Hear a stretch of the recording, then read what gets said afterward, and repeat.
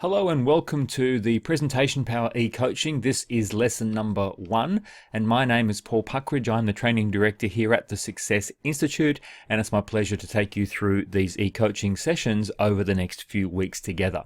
Before we start, let me just say that the purpose of these short 2, 3, 4 minute e-coaching lessons is to reinforce key aspects of your recent training. So with that being said, let's get straight into lesson number 1. What do we know about how adults learn best? Well, the first thing I want to cover today is that people tend to be more engaged and learn through stories than almost anything else. When we talk, our brain converts those words into movies or images, and that's how we make sense of the world. For example, if I said to you right now, elephant, glass of water, Mount Everest, jumbo jet, Fiji, you would take those words, and I'm pretty certain that as I say the word Fiji, you imagine a time or a trip to Fiji.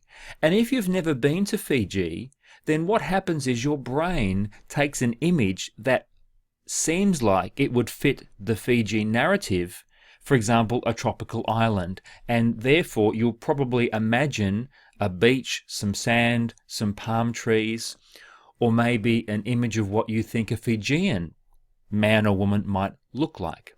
Does that make sense? Storytelling is such an important part of presenting, because when we tell stories, the story itself bypasses our brain's critical factor. In other words, rather than trying to overanalyze, we allow that story to seep into our brain, and therefore we tend to be influenced more through stories.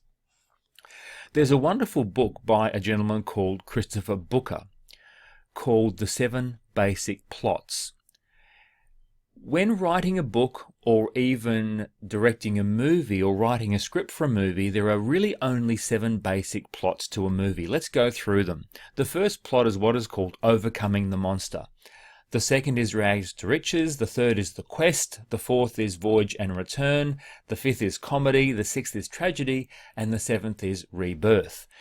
In fact, you may even find that some great stories or movies have a number of these components. Think of Star Wars. I think Star Wars has all of those, doesn't it? Yet there are some movies that just have 1 or 2. But what if I said to you that you can tell a story when you're delivering a presentation that contain an element of one of these ideas? Maybe it's not overcoming a monster, but maybe it's overcoming a problem. Or maybe your story is about a quest. Or maybe it's a tragedy that we can learn from. Or maybe it's rebirth and renewal. Just consider these 7 and ask yourself, which ones of these could I use when I'm trying to influence an audience through my presentations? Well, that's the end of today's e-coaching. It's short and sharp, and hopefully you've learned something. And until we talk together again, I wish you every success.